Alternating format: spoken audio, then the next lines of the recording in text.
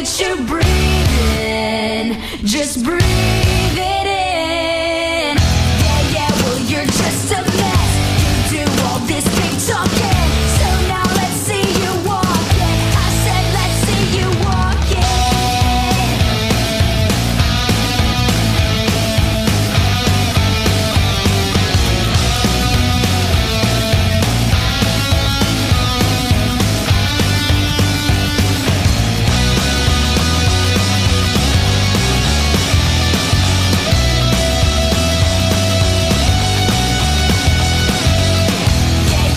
You're just a mess. You do all this big talking.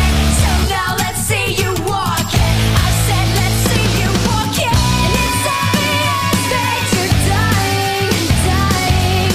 Just living proof that the camera's lying. And open wide. Yeah, open wide. Yeah, open wide.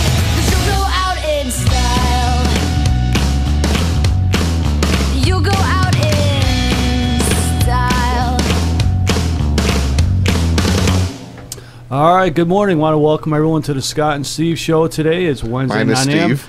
Minus Steve. We have our trusty friend Jeremiah is in here with us today. We have a special guest today, Mr. Jeremy Burge. He's a student athlete here at Lakeland. He's on the men's basketball team and is a true freshman. So, Jeremy, welcome to you. Thanks, man. Nice to be here. All right. We're since Jeremy's here, we're going to start off a little discussion with him. If you can, Jeremy, tell us how the season's going so far this year. What your thoughts are about college basketball. It's definitely different, compared to high school. It's much faster. Guys are a lot stronger, a lot bigger, so, you know what I'm saying, you got to work out a lot. But so far the season's been going, it's all right. We started off 3-0. We had a good start. Then we kind of tapered off a little bit. We ended up losing 3, so right now we're just trying to put the pieces back together. So a lot of work and practice, get ourselves, back on the good side. Good things going.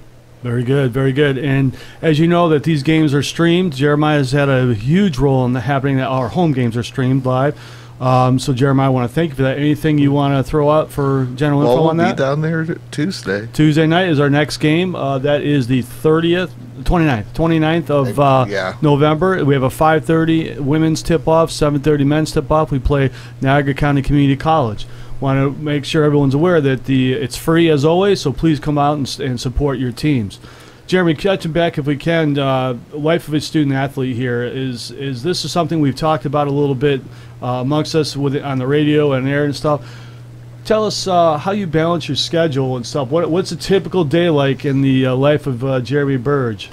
Oh man, it's definitely tough, man. Balancing school and basketball, but for me, I just try to wake up early to get myself together. Define early in your terms. Yeah, that's a good one. about maybe 6:45. You know what I'm saying? Okay, not bad. Wake up, you know what I'm saying? Make sure I get a good breakfast before I go in, and then basically just school all day, and then after that is practice. So after practice, I just try to figure out best way to get my study time in, as well as have some leisure time with some of my teammates and stuff like that. So it's definitely challenging balancing it, but it's been all right though. It's been cool. It's been cool. All right. How are the classes going for you? You have a class that you would say is your favorite, without offending any faculty members, of course. Or at least you could put the subject. Yeah, subject. Give us a subject that you really enjoy and why. I would probably say that's a tough one. I would probably go with my business class. Okay. I like it's different, and I want to go into business, so it definitely gives me good pointers on how to start a business and things like that. And then the instructor, she's real cool. She doesn't really put a huge workload on you and things like that. So she's a cool teacher. I like her. She's easy to talk to too. So. All right, that's very good. I think I know who that is. No comments here from that.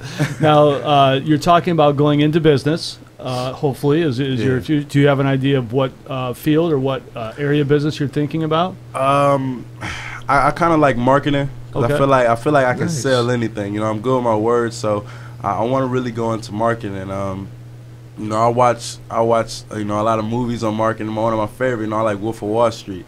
I like that movie. You know, I mean, I don't want to do exactly what he did. You know, he did some bad stuff, but I really like marketing. You know, going into stuff like that. So that's my plans. I'll say now, Jeremiah is a student here. Also, he's heading over to the Huck here in the future. Jeremiah, can you review for us again what your plans are, what you're going to go into or want to do? Well, I'm in management and actually marketing. How about so that? I already took many of the classes that you had to take.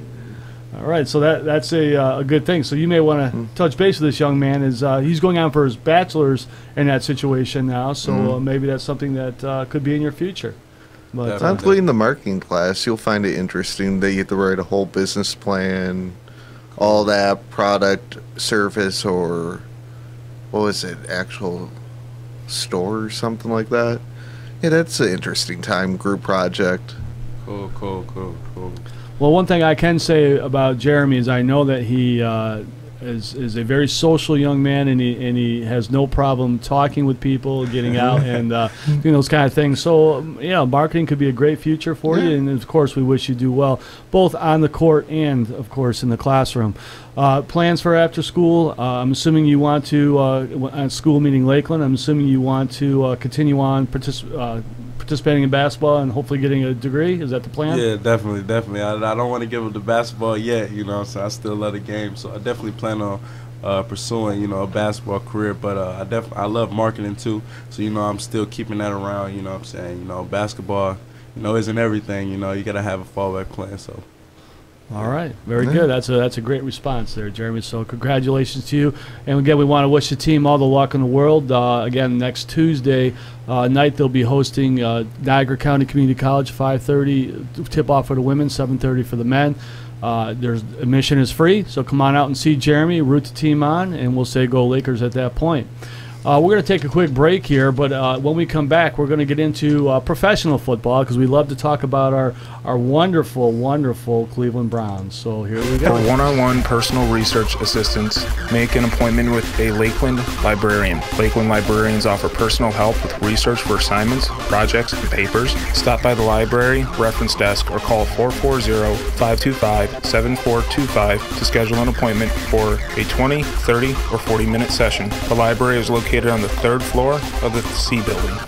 Are you a single mom? If you are, there's a program called SMART, or Single Mothers Achieving Real Triumph. SMART is a support, networking, and scholarship program which helps single mothers achieve academic success. The requirements: you must participate and be a new student either in your first or second semester in college, have demonstrated financial need, or attend colleges on Tuesdays and Thursdays, at least 6 credits, and you must be available to attend workshops. Students must be enrolled in English 0111 or English 1111 to participate. This is an on-campus daytime program, and some of the program benefits are you can gain access to resources which are available to students that you might not otherwise know about, acquire skills to help you interact effectively with instructors and college personnel, and meet weekly for support and networking. If you're interested in this program, give a call to the Women's Center at Lakeland Community College at 440-525-7322 or email vwilliams@lakelandcc.edu.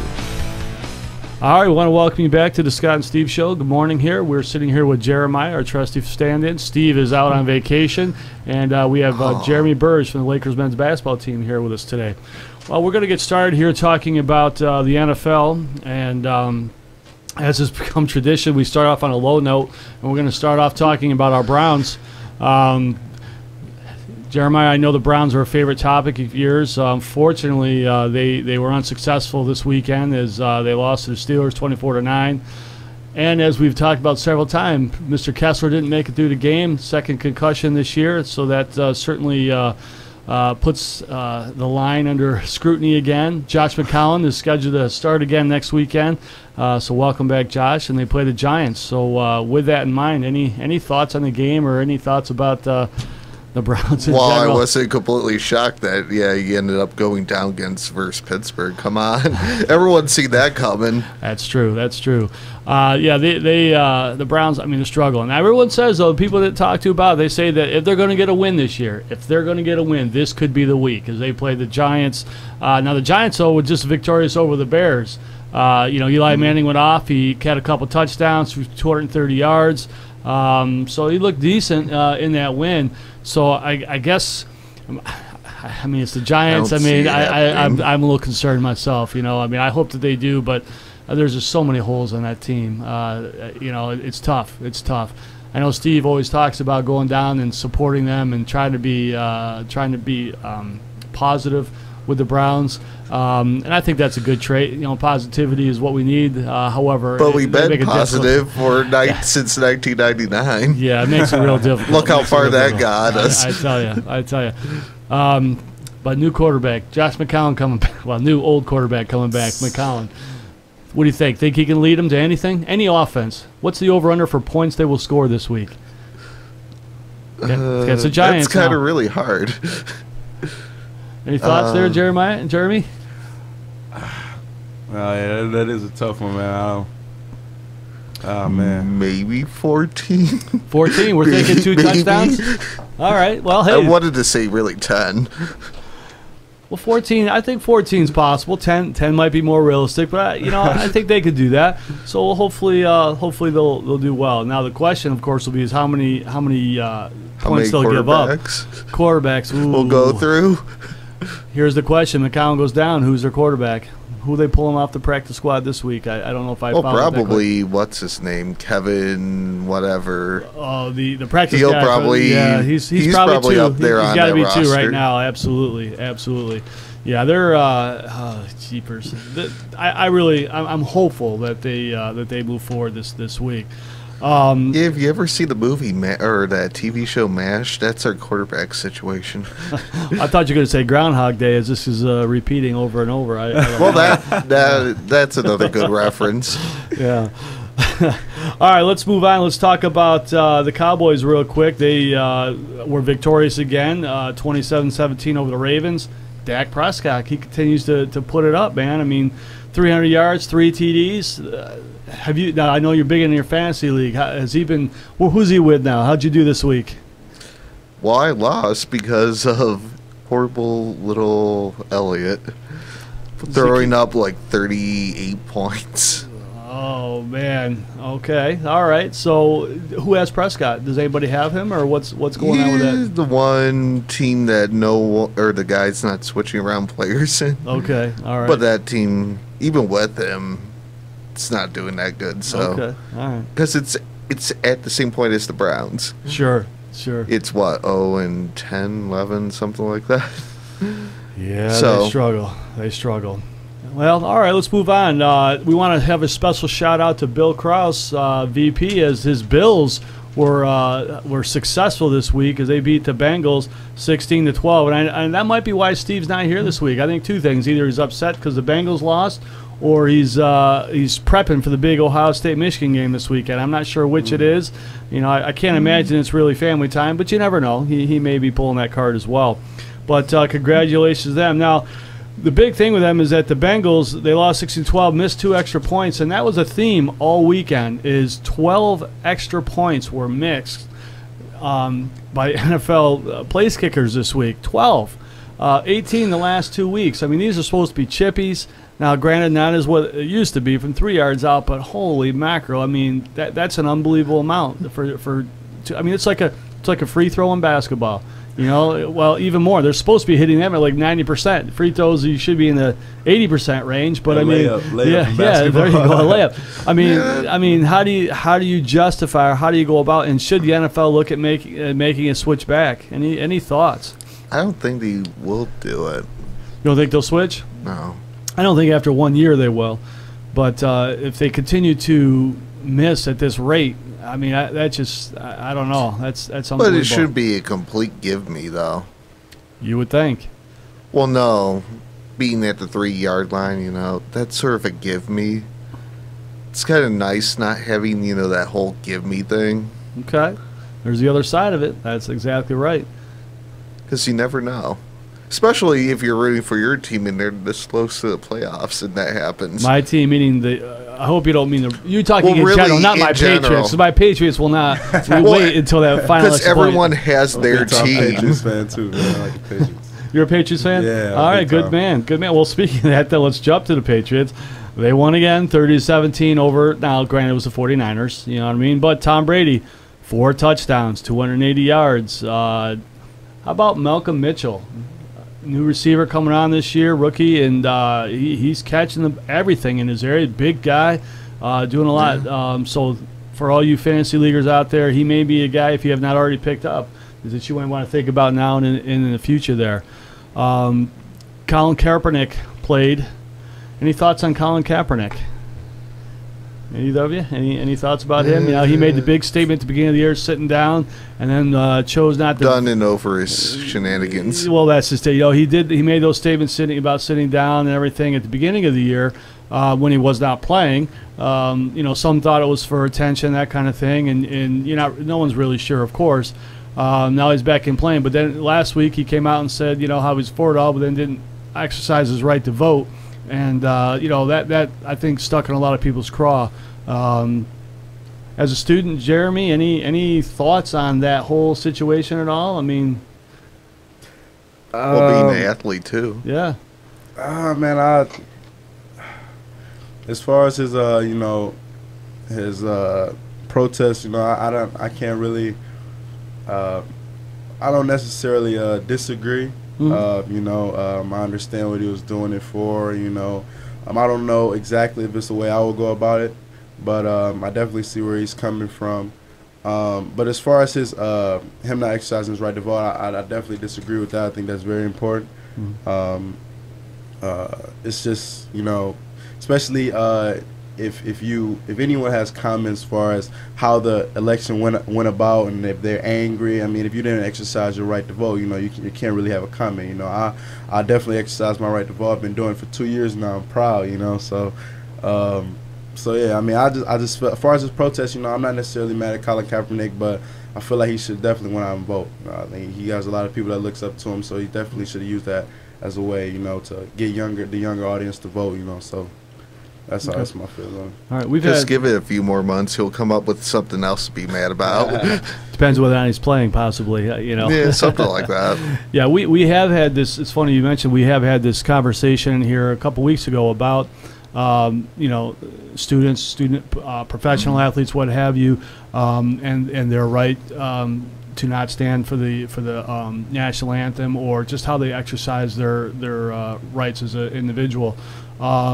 Do you have any, as a student athlete here, I mean, do you have any thoughts on that? Do you see that as a positive thing? Do you see it as, you mentioned, you understand it, that kind of thing, but do you see it as that the right way to go from your perspective, or do you think there's alternatives? What do you think as a student athlete? Honestly, I don't really feel when it comes to a protest, it's really a right and wrong when it comes to it. It's basically what you feel is best, you know, as far as for your silent protest.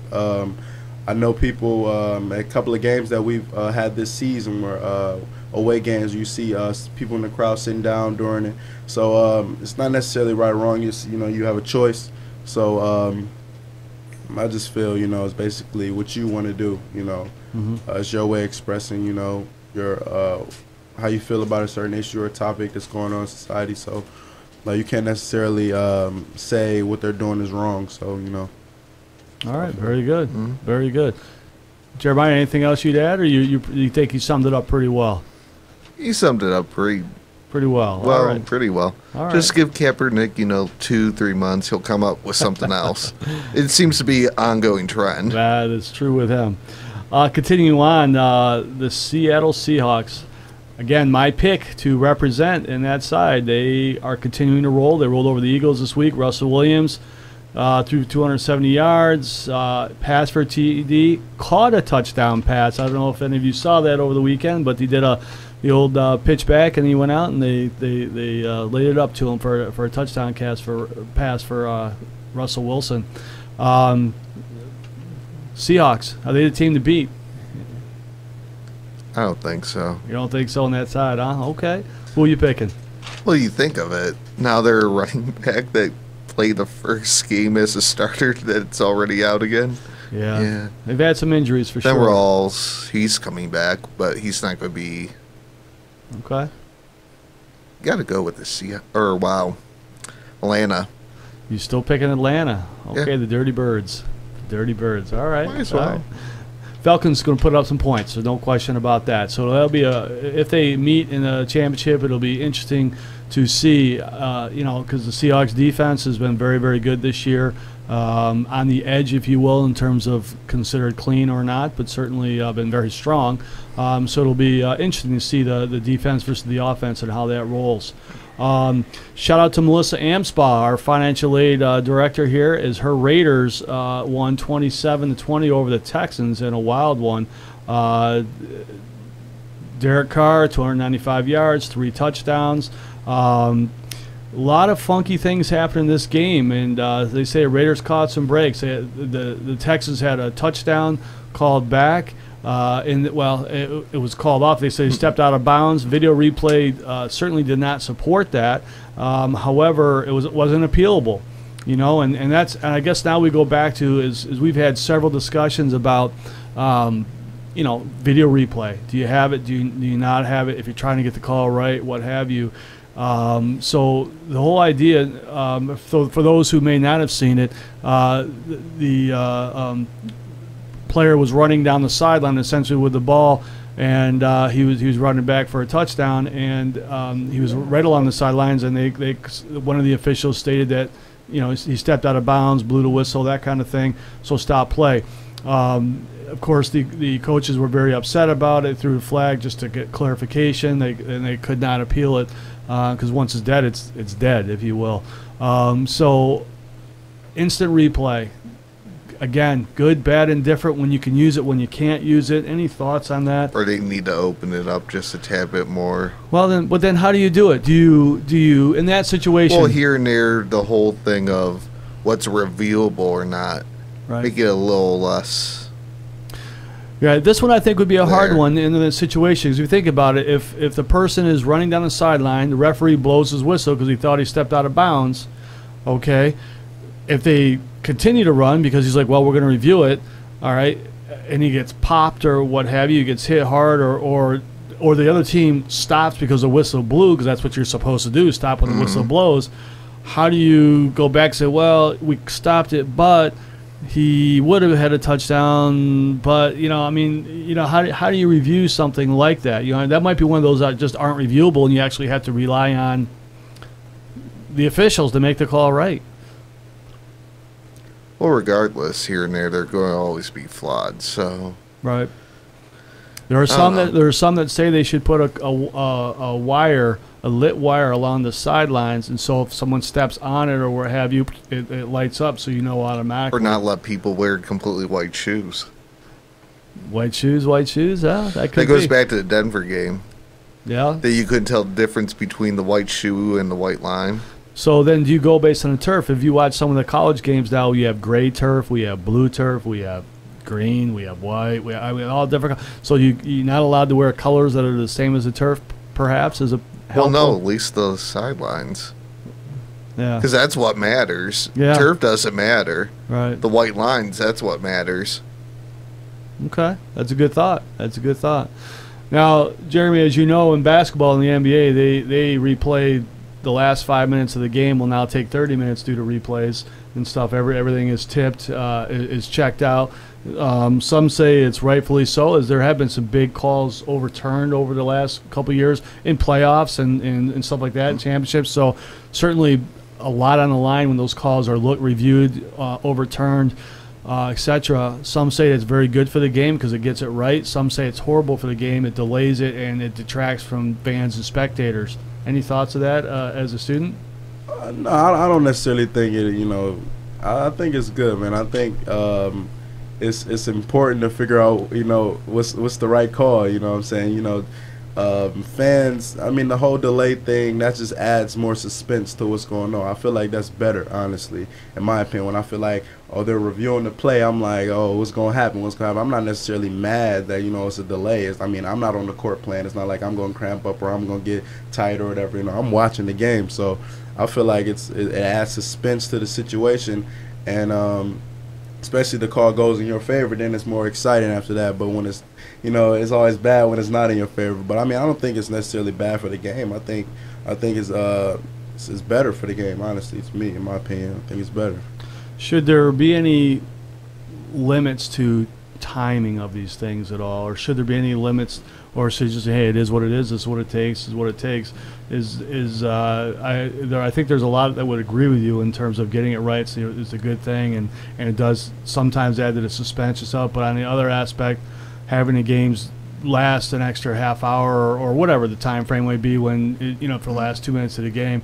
So I mean, they're showing that is turning viewers off. So do they have to find a balance, or is that something that's just got to be worked? I mean, you're a marketing guy, man. You're marketing people who want that over. More commercial timeouts, possibility, guys. So we can raise some more funds that way. Could go there. But what about your viewers? Because let's be honest, if you look across the league, stuff like that, I mean, watching games in person is going down. Attendance is going down in most leagues, and length of games drawn out in just the vanilla style of play outside of playoffs, of course. The vanilla style of play throughout is been noted as a major factor to some of these things. So, any thoughts on that, or too big an issue at this point? Well, looking at the NBA, it's really I haven't seen a replay that lasts like more than like 3 minutes. Mm-hmm. If you want to complain about that, I'm sorry. Right.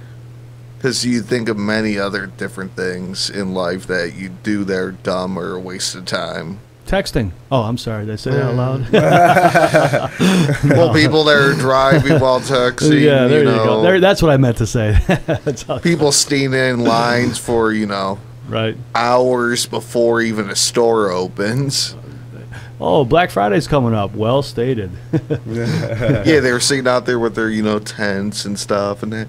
You have time to do that, but that's an issue. Right. I'm sorry. Right. Okay. Please take your ticket and walk out. All right. So length of game is not the issue from what I'm hearing from you guys. Yeah. So what's the decline in enrollment? Let's look, or decline in attendance. Let's look at baseball, for instance, or basketball, what have you. Basketball, I think a big thing is not necessarily that in my view. My view is you've got the haves and the have-nots, and there's a huge divide between the two. Mm-hmm. I mean, there's literally 5 teams that can maybe win it. The rest of the teams, thank you for participating this year. Right, you know what I mean? And so if you're in a city with a team that's thank you for participating this year, is that a good thing? I mean, let's look at our own Cavs. Good when they were good and when they were bad. Yeah, I would definitely have to say that's the one thing about the NBA that's different than a lot of other sports. You kind of know who's going to get, to the finals. We know. Like last year, we knew Warriors were going to be there for the West. We knew it was going to come out. It's always, that other contender like the Spurs. You got the Thunder and things like that. But in the NBA, you kind of have a good idea of who's going to make it to the top. And I think that's one thing that's kind of takes away from, people, wanting to watch regular season games and things like that. It's kind of just like get to the playoffs, Mm-hmm. But yeah, I would definitely say that would be one of the reasons why, as far as attendance and things like that, why that stuff is going down, because you kind of know who's going to get there. You know what I'm saying? You basically just this is the waiting process. You're just kind of waiting for the things to start. So I think that's the one downfall of the NBA. You know what's going. You kind of know what's going to happen. So, I think that's one of the reasons why if you go to a game now, many people are there to watch the game. You've got dancers, you've got shows at timeouts, you've got little fireworks stuff going on. There's so many other things going on outside of the game, and I think a lot of it has to do with keeping people's attention, because quite honestly, the product on in this case, the court or the field or what have you, maybe just isn't as exciting as they may want, and we're in a society where people can get what they want at their fingertips. I mean, just your little phone can get anything. I mean, it's unbelievable. And now you can get anything, but get it now. And I think that's something that all professional sports need to look at as they're moving forward. Yeah. All right. Well, let's move on here. We're gonna talk about pro football. As you know, they've been having some games in London. And they most recently had the game, the Raider or the Texas Raider. Excuse me, the Texas Raider game was in Mexico City this past week. I didn't get to see that one. I saw bits and pieces of it. Mexico City versus London. There's some that are saying that the commissioner of the league wants to go to London, and a lot of people are saying that it would be an absolute mistake, and Mexico City would be the place to go. Now, you guys both being marketing majors, I'm sure things that you'll be looking at are certainly you're trying to open up to a new market if you're trying to promote the NFL. Both places obviously are a different market than the United States. You're talking about size of the market. You know, I mean, Mexico City has a lot larger market than London.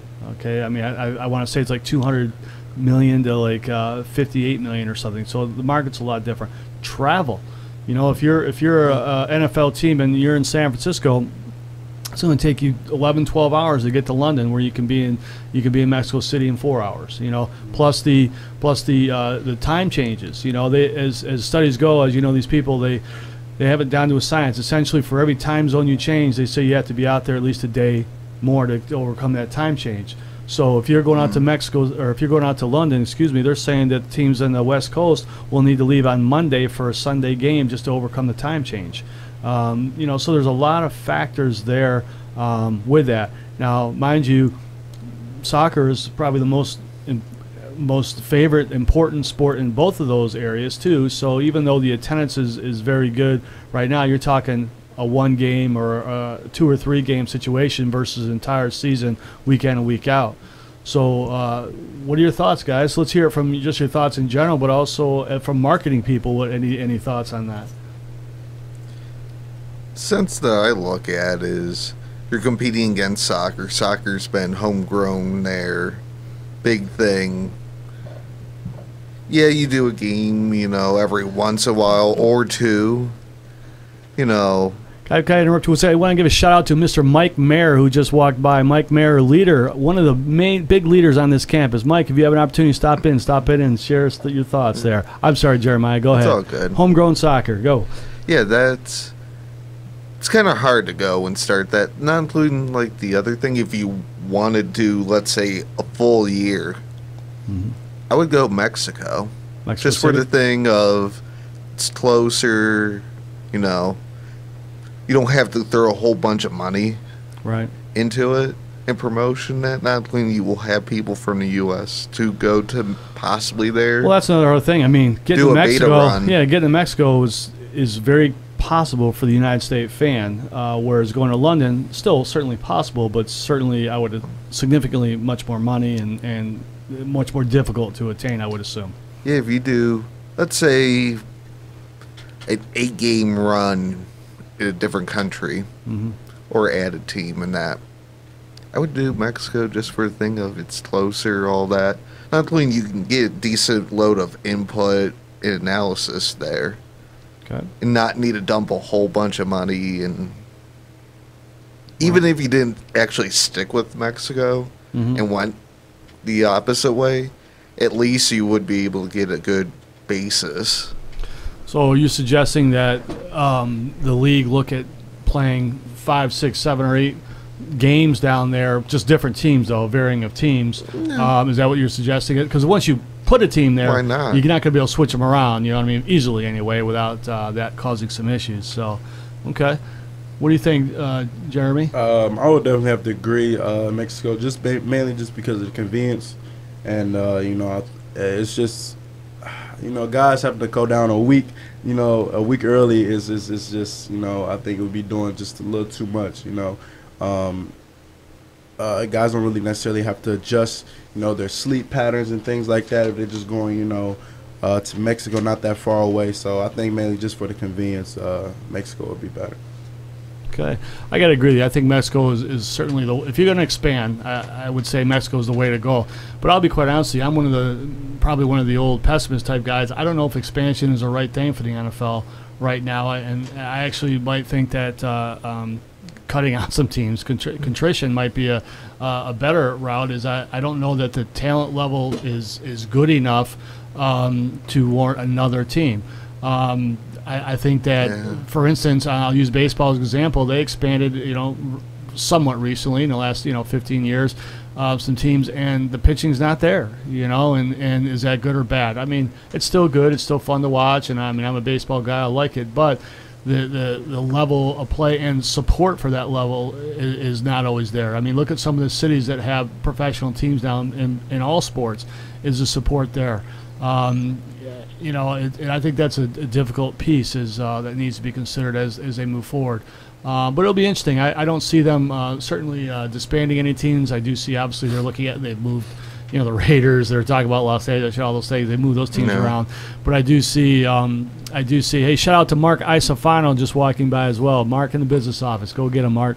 But I do see the idea of expansion. It's going to happen. It's just a matter of time. And Mexico City, I would agree with you guys, is probably the way to go. Let's talk about picks for the week here. Picks for the week. Thanksgiving Thursday here. We got 3 games going on. So Minnesota, Detroit. Who's going to win? Who are we picking there? Jeremiah, thoughts? Detroit.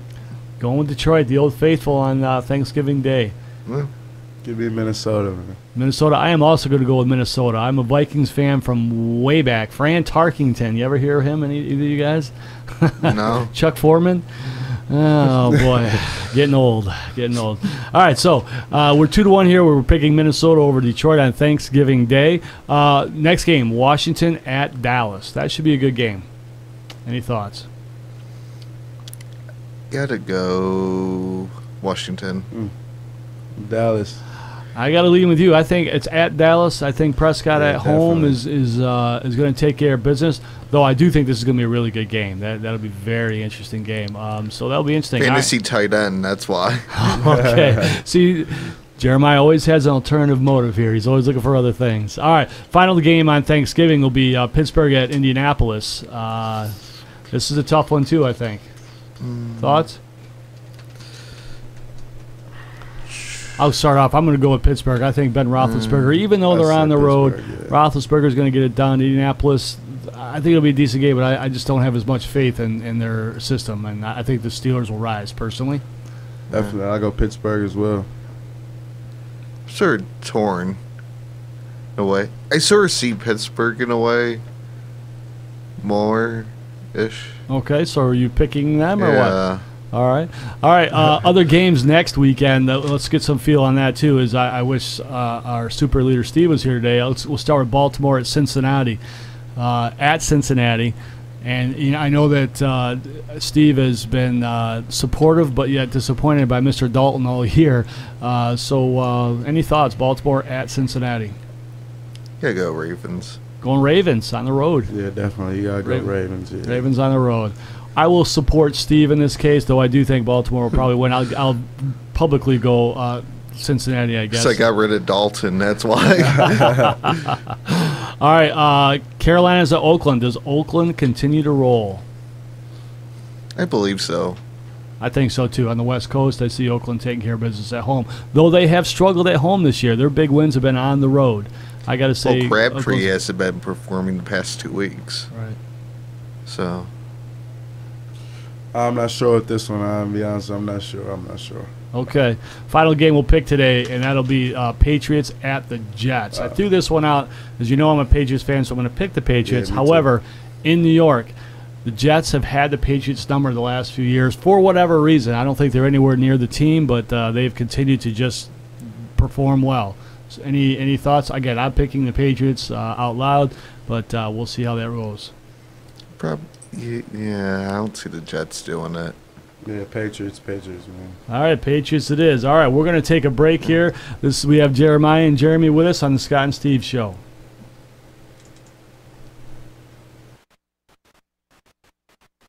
So you started classes, and now you're wondering how to manage it all. Did you know that Lakeland has a lot of services to help you? Lakeland's Student Success Center offers a lot of free workshops to help you become a stronger college student. You can learn how to organize your work and schedule, or strengthen your memory, and how to master study skills, how to inquire about math anxiety, tips for test success, and more. If you need more personal help, they have success coaches with support areas such as taking notes, reading, enhancing, time management, finding your learning style, and even the basic computer skills. So don't let your semester get away from you. Stop by the Student Success Center in room A10943 to see what they can help do to help you get through your classes with success.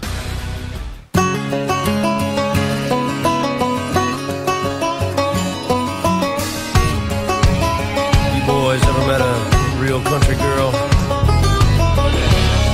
Talking true blue, out in the woods, down home,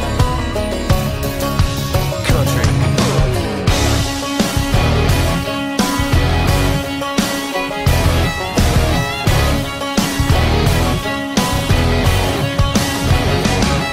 She's a hot little number in her pickup truck. Daddy sweet money done jacked it up. She's a party all-nighter from South Carolina, a bad mama jammer from down in Alabama. She's a raging Cajun lunatic from Brunswick, juicy Georgia peach with a thick southern drawl, sexy swinging walk. Brother, she's all country.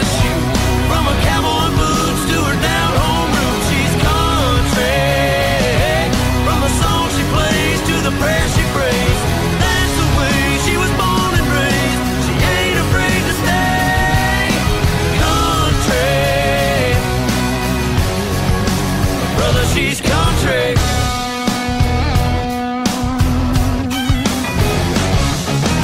Hill raising sugar when the sun goes down. Mama taught her how to rip up the town.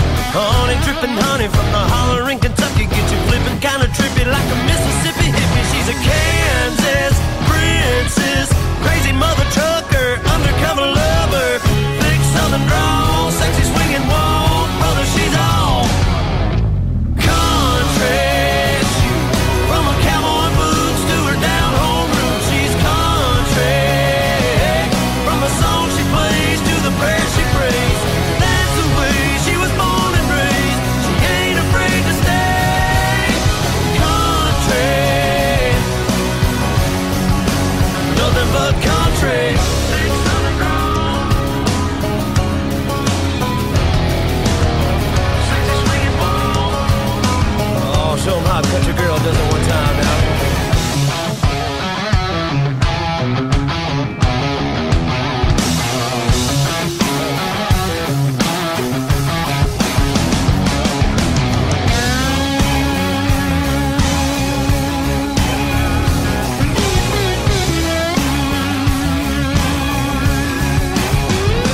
Brother, she's country. From her cowboy boots to her down-home roots, nothing but country. Yeah, yeah, she's country. From her cowboy boots to her down-home roots, she's country. From the song she plays to the prayer she prays, that's the way she was born and raised. She ain't afraid to stay country. Yeah, she's nothing but country. She's all about the country.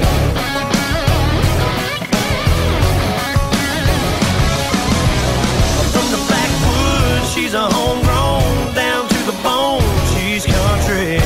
Or 07.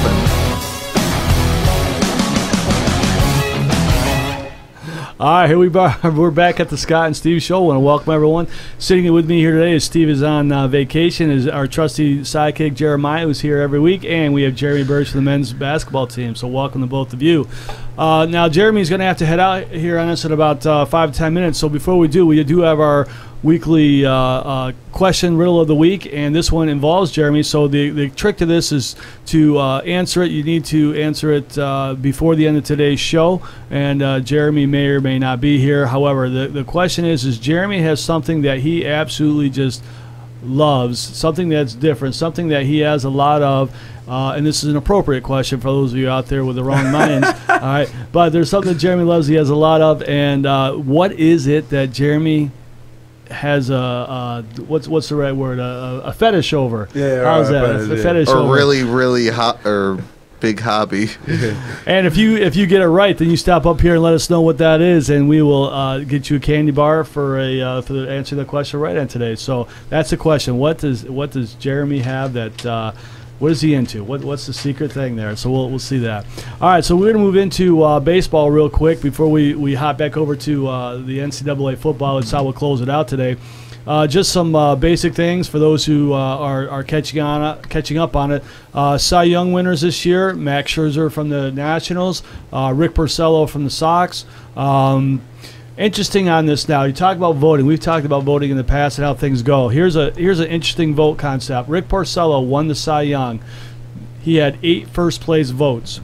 Justin Verlander, who did not win, had 14 first-place votes, and he didn't win the Cy Young. Porcello picked it up in the second-place votes. And interestingly, Verlander, who lost by 5, was a very, very tight race. 5 points. He was not even named on 2 of the ballots, even though he had 14 first-place votes overall. That's very messed up. That goes back to this whole voting system, and we'll get into that a little bit later with the NCAA and their polling system. But the whole voting thing, politicized. It's just absolutely crazy. And I'm a Red Sox fan, as you all know, and that, and even in my eyes, was not the right way to go. But congratulations to both those guys. MVP winners: Chris Bryant from the Cubs, had an outstanding year. Last year's Rookie of the Year, this year MVP. Mike Trout, second MVP award. He beat out Mookie Betts from the Sox as well. So congratulations to all those guys. Trades on the deadline. For those who are paying attention, up our fans up north, up in Toronto, Kendry Morales was signed by Toronto this week. And that now puts into question, what are they going to do with Edwin Encarnacion and Joey Batista. In my view, there's absolutely no way they keep all 3. They keep saying that they want Edwin Encarnacion. It seems to be the one that they're going after. It seems like they've already resigned to get rid of Joey Bats. So any thoughts on that, Jeremiah? Somebody's going. You know that. Absolutely right. It'll be interesting to see if they can keep either one of them, quite honestly, because it's my understanding that he's already turned down like a 4-year, $100 million, or maybe it was 80. It's a 4-year, $80 million contract that was offered earlier. Edwin Encarnacion already turned that down. Think about that. Turned down $20 million a year so you can play baseball. That's just absolutely Or he just doesn't incredible. want to be there. One or the other. I think it's more of what can I get? I know I can get more in the open market. He's talking $25 million to potentially $30 million a year, and he's looking for that 5th year. He's over 30. You get in that 5th year, your production declines. That's a heck of an investment, and obviously that limits teams right away as we talk about competitive balance. I strongly believe that Edwin Encarnacion will not be courted by the Indians. At 25 to 30 million a year, it's not going to happen. And is again competitive balance? Is that good for baseball? Thoughts on that? Well, that goes back to rookies getting huge contracts in the NFL. Absolutely right. Not a good idea. Exactly right. It's always interesting how the rookies, as you said, they would sign for a huge contract, and this guy's been in the league for 5 to 10 years, and they're making minimal, even if they've been successful players. So that's definitely an interesting thought that's out there. Like even LeBron, you look at him; he's somewhat reasonable in a way. In comparison to what he brings to the table, marketing wise and ticket wise and stuff, they're actually probably making money off LeBron in the long run, and it's incredible because of obviously the salary that he commands, and he's a tremendous player. 23, something like that. Yeah, a year. Right. Yeah, it's outstanding. So even though he could probably really go up 50. Ooh, 50. But that would be crazy. That would be crazy.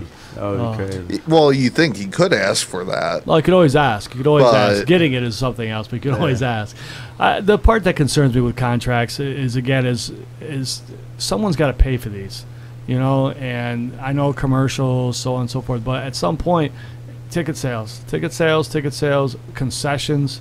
I mean, think about going to a game now. What that entails. A family of 4, you are not getting to a game, NBA, NFL, Major League Baseball is probably the cheaper of them. NHL, you're not going to a game for under $2. It's not happening, and that's very, very difficult, I think, for a lot of people.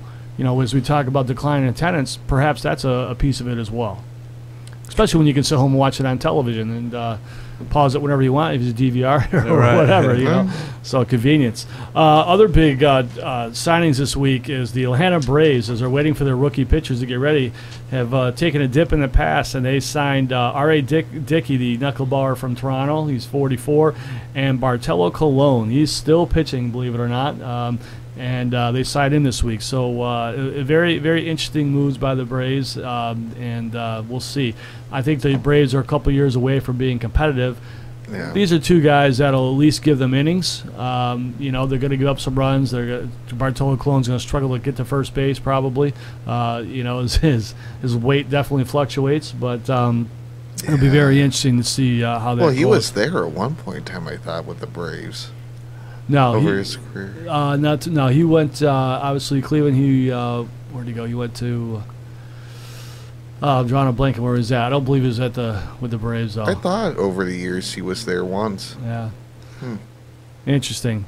So with that, though, as we're talking about it, Jeremy Burge has got to head out on us today. So, Jeremy, we want to thank you for stopping in and hanging out with us a little bit today. We want to welcome you back at any time you want to come back. Absolutely, we'd love to have you. And but thank you very much. And we are still looking for someone to come in and answer the riddle. What does Jeremy Burge love more than anything else in the world? And can we give him a hint, perhaps? Oh man, this hobby revolves around like hundreds. I got at least it's hard. It's hard without giving it away. Everybody has at least one pair of these. There you go. Everyone has at least one pair. That narrows it down. Could be a few things. Trousers, underwear, et cetera, who knows? So come on up, make a guess here, and if you get it right, we will get you a candy bar. Jeremy, thank you very much for coming here today, and you have a wonderful day and a great Thanksgiving. All right, you guys as well, man. Thanks for having me. Good luck next week again. Come out and support Jeremy and the Lakers. They play next week, Tuesday night, 5:30. The men tip off at 7:30. They play Niagara County Community College. Missions free. Come support the Lakers. Absolutely. All right, Jeremy, thank you. See you guys, man. All right, so moving along now, we're going to talk about the collective bargaining agreement in baseball a little bit, as that's being renegotiated here. With that, some of the things that they're talking about is we talked about pace of game and all that kind of stuff. Is the changing of the game is one of the hot topics. Is as many of you are aware, Major League Baseball, they allow you to expand your rosters in the month of September. So many teams are bringing up players just to give them experience, give them to see if they can perform at this level, so on and so forth. But it absolutely changes the game. Now you go from having a 8 or 9 or at a max of 10-man pitching staff to 1 or 12, 13. And what they have seen is that there's been, in the month of September, pitching changes go way up. Runs go down as a result because they can specialize a little bit more. And the thought process out there is that, that is exactly what baseball does not need, is they try to attract more fans. More delays because of changes, less runs scored, less offense. They think it drags the game out and makes it a little less exciting. So there's a lot of discussion about that. And also you get to September when some teams are playing to go to the playoffs, some teams aren't. Do you change the game, the way it's been played for the first 130, 40 games of the season, with a certain roster? Do you change the game in order to just give these guys a taste of the Major League experience? Any thoughts on that, Jeremiah? It wouldn't be bad to have 1 or 2 spots, but, anything outside of that, it's a little... So reducing the overall amount that's allowed is what I hear you suggesting. Yeah. I've heard that. The other thing I've heard is allowing players to come up, but however limiting the number of pitchers that can come up. I've heard of expanding the roster from 25 to 26 and then not allowing any more to come up because, with that same concept. True. So there's some different factors out there. Or maybe at max 3.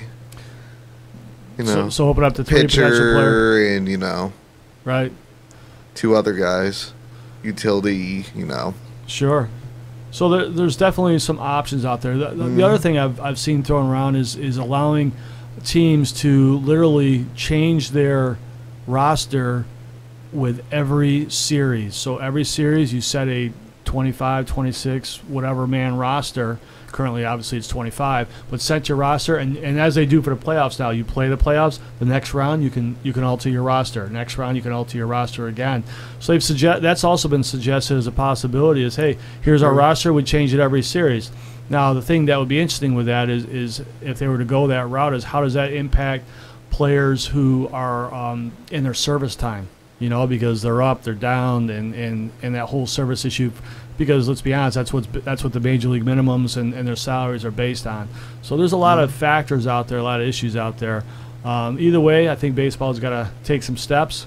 And but even if you think of it, when they were coming up, that same thing was happening then. So absolutely. You guys have to pay your dues just a tad. Well, that's just exactly it. But the way the contract is currently written, that makes it difficult to do that with the up and down. But you're right. There is some. There's some paying of the dues that probably should happen as they go up, but as players are good enough, if they're good enough, they're good enough, you know, and that would be an interesting concept if that does indeed come to fruition. Speaking of that, now we're going to jump over to college football. Oh boy, college football. Here we go. Alabama rolls over Chattanooga, and they have Auburn this weekend. Auburn's ranked 15th in the country. That should be a good test again for Alabama. Alabama, they keep having they've had a solid schedule this year, playing many ranked teams, beating them all, and this will be a nice test for them again this weekend. But again, at home, I got to believe Alabama has got to be the favorite there at home. Yeah. You can't really go against that. Right. I don't think they're going to fall. I would agree. All right, here comes the debates now. Ohio State, 17-16 winner over Michigan State. Interesting call at the end of the game here. Michigan State scored a touchdown. If they decide to kick the extra point, they tie the game up, and the game goes into overtime.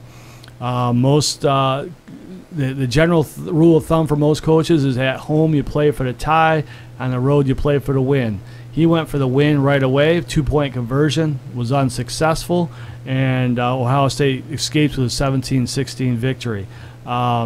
Big game this week. You know, Michigan beat up. They beat Indiana 20-10. That was kind of a whole hummer. But those two playing off against each other this week, and based off anything that happened last week, let's hear Ohio State's perspective, because I know that's where you're coming from. What do you think, Antonio, and that they've been sort of underachieving? You know, what does he have to lose? Sure. At that point, you know, because they're like 4 and whatever. Right. That's what he said. I think is just trying to go for the win. You know, at that time. Why not go after a big team? Right. And let's be honest, if it goes to overtime, the way the college is set up and they each get their possessions and stuff, I don't know if Michigan State would have the horses to do it in overtime. So you go for a chance to take the win when it's, I don't want to say percentage-wise maybe better. Maybe it is, maybe it isn't. But you have a chance there. So I don't. He took a stab at it. Yeah, I don't fault him for that. Probably Urban would do the same exact thing if he was in that position. You may. I did get the opportunity to watch Urban Meyer and Jim Harbaugh's interviews this week as they're prepping for the game. Very interesting the way it went out.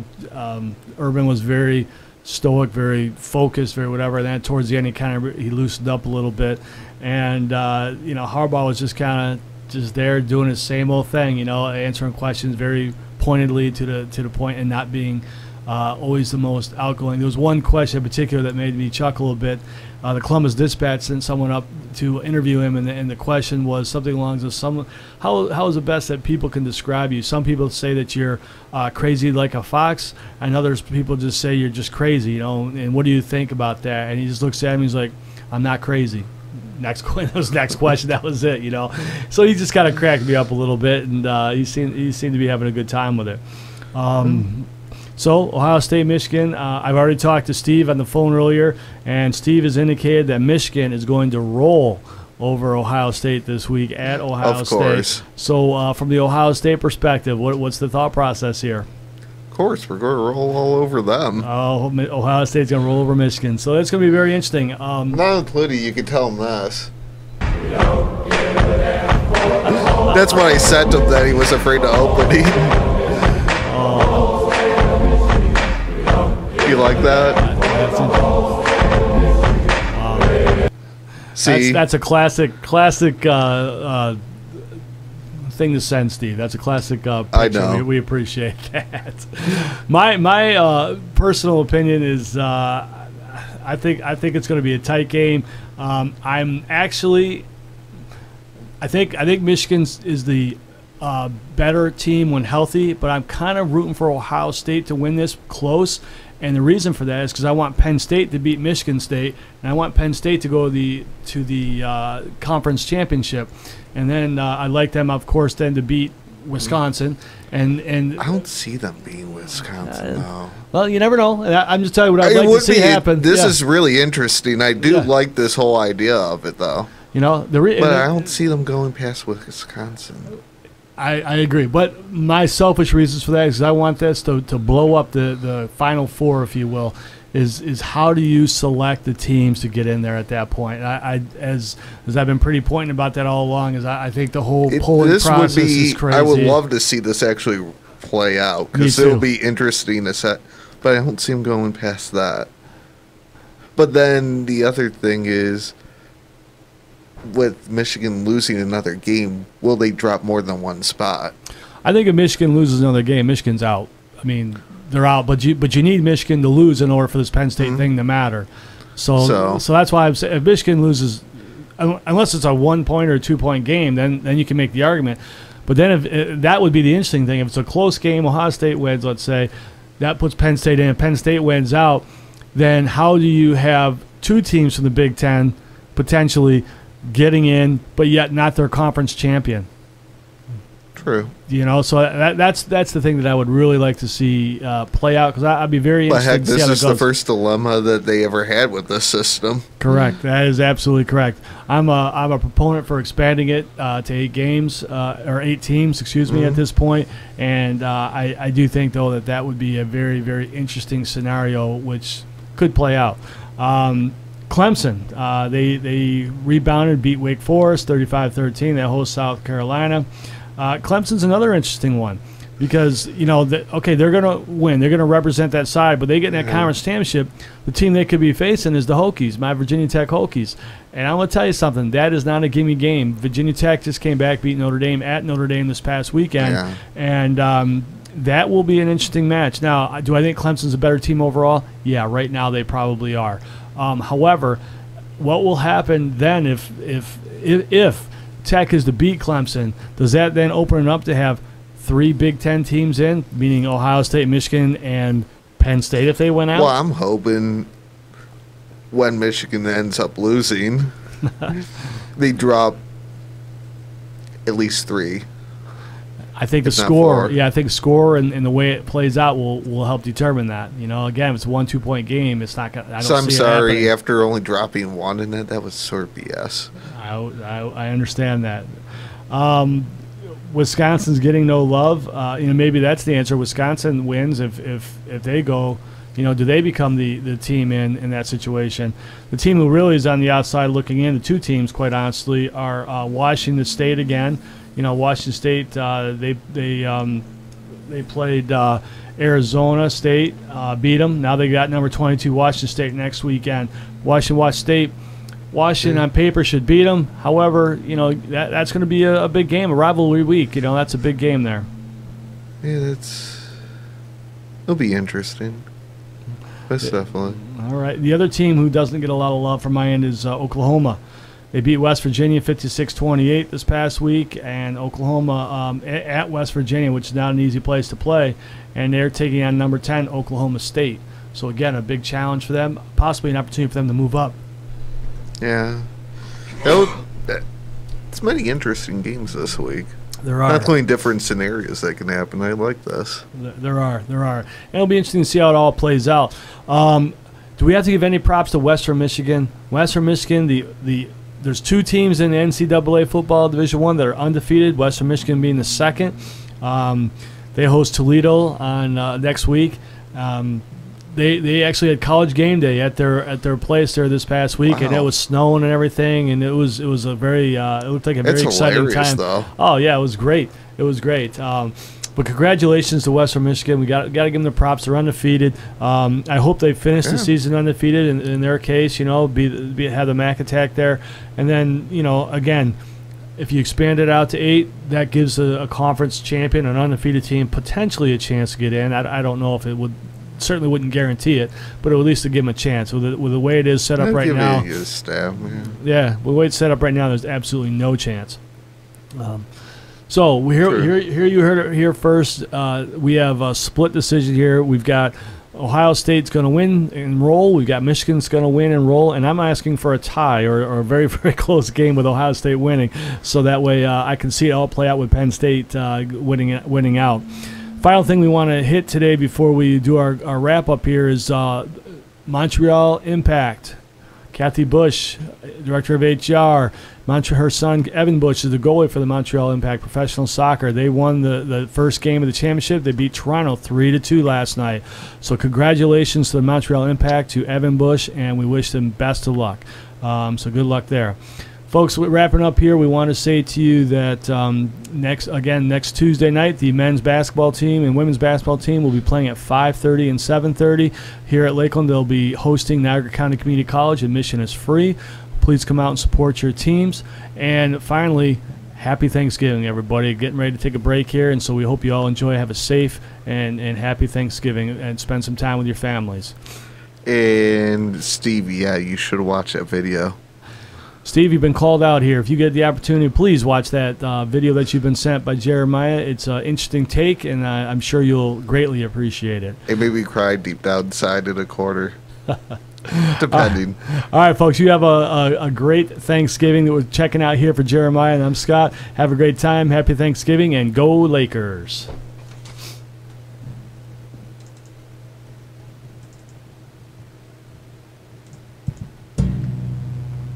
For one-on-one personal research assistance, make an appointment with a Lakeland librarian. Lakeland librarians offer personal help with research for assignments,